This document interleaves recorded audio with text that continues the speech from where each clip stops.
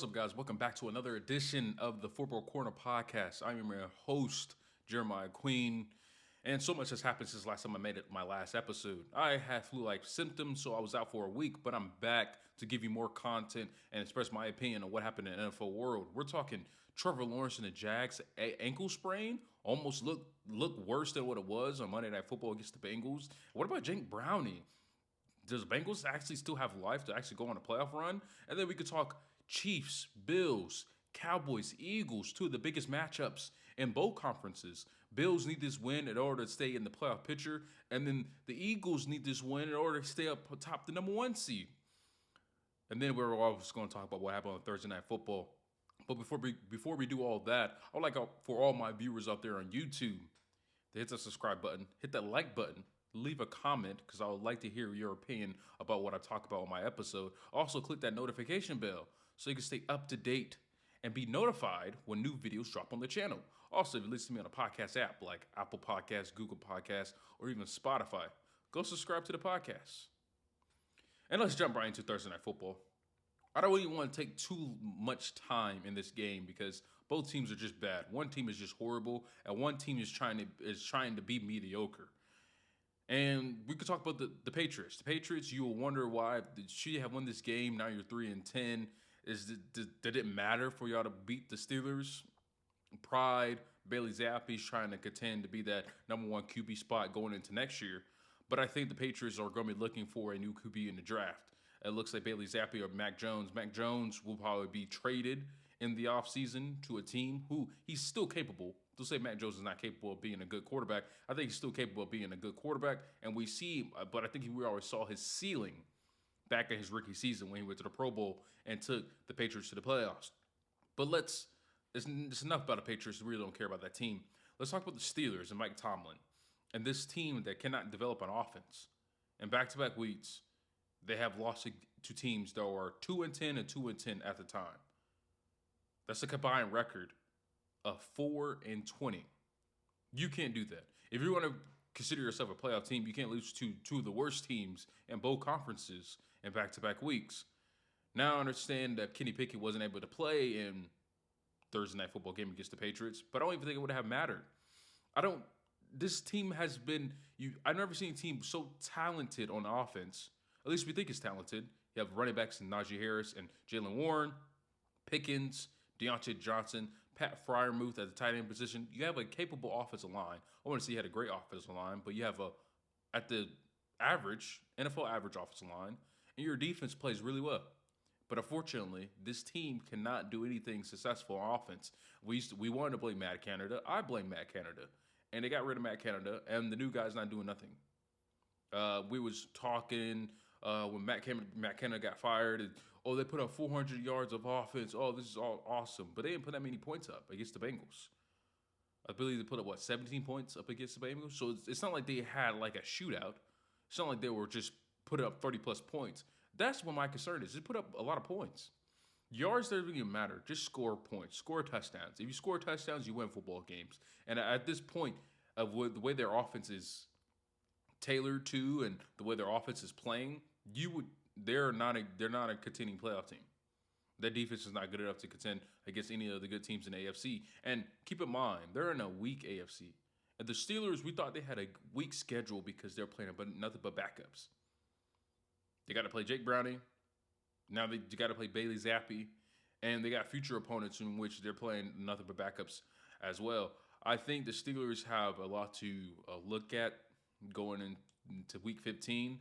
But for now, the Steelers are just not a good football team. Let's talk about the two biggest games in Week 14. And the first game is going to be Bills versus Chiefs. A matchup in which it's the Allen versus Mahomes. And let's take it back to 2020, in which these two quarterbacks, we saw these two quarterbacks to say, these are the quarterbacks that we see for matchups to come. They're supposed to be the new Brady and Manning.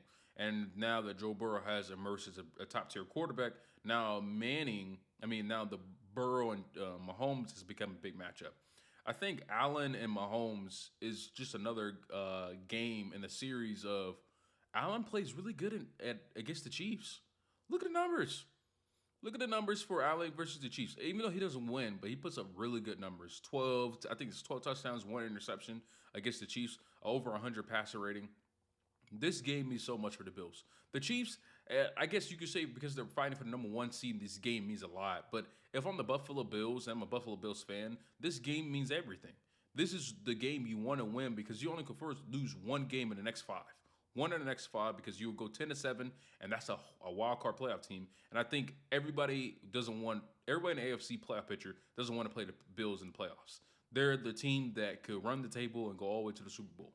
That's what type of star power and that's the type of capability this team has. And that's how great Josh Allen is as a quarterback. And that's what he brings to the table. We know Josh Allen's a turnover machine. It's a given. It's going to happen. You're just going to have to take over to take the turnovers. But this team is top 5 in points scored and top 5 in points allowed. This team is really good, but they just can't. They can't bring it together. Whether it's the defensive injuries that have happened throughout the season, and I always say this: by the time Christmas comes and we're past Thanksgiving, everybody's injured. I mean, look at half the AFC. Colts don't have a quarterback. Bengals don't have a quarterback. Now the Steelers don't have a quarterback. All their starter quarterbacks are done for. Jags quarterback has a high ankle sprain.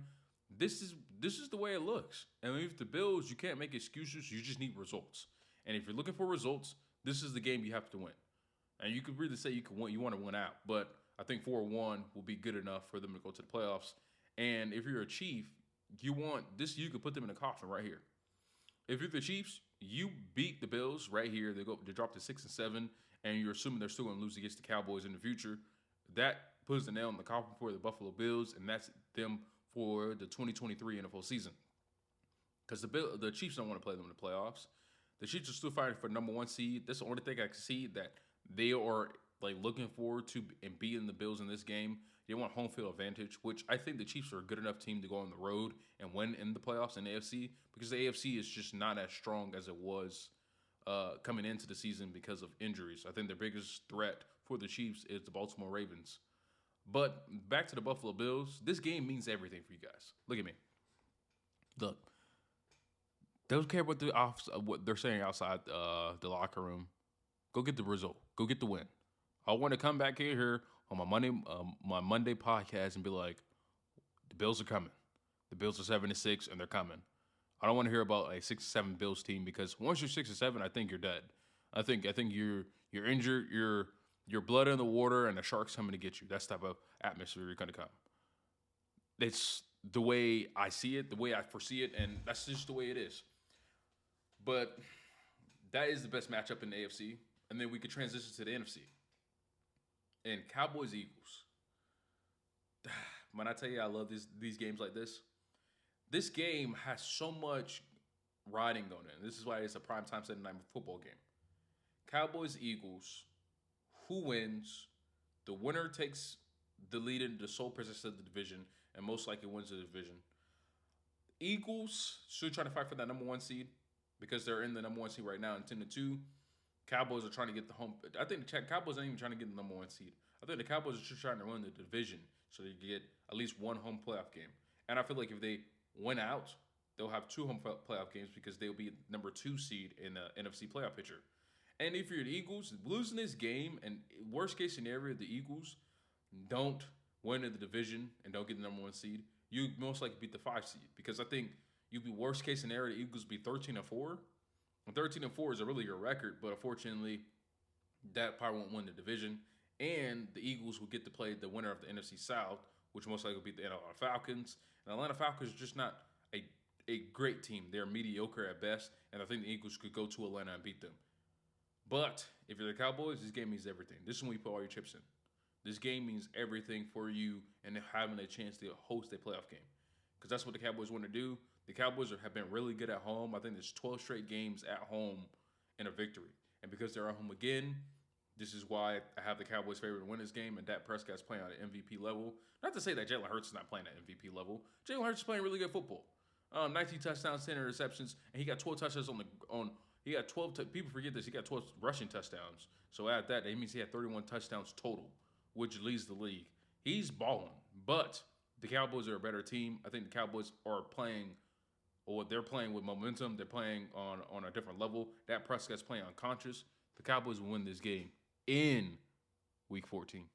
I want to thank you for watching and listening to the Football Corner podcast. If you enjoyed this episode and you want to see more content I do outside the channel on my social media pages, go follow me on TikTok and Instagram at the Football Corner podcast.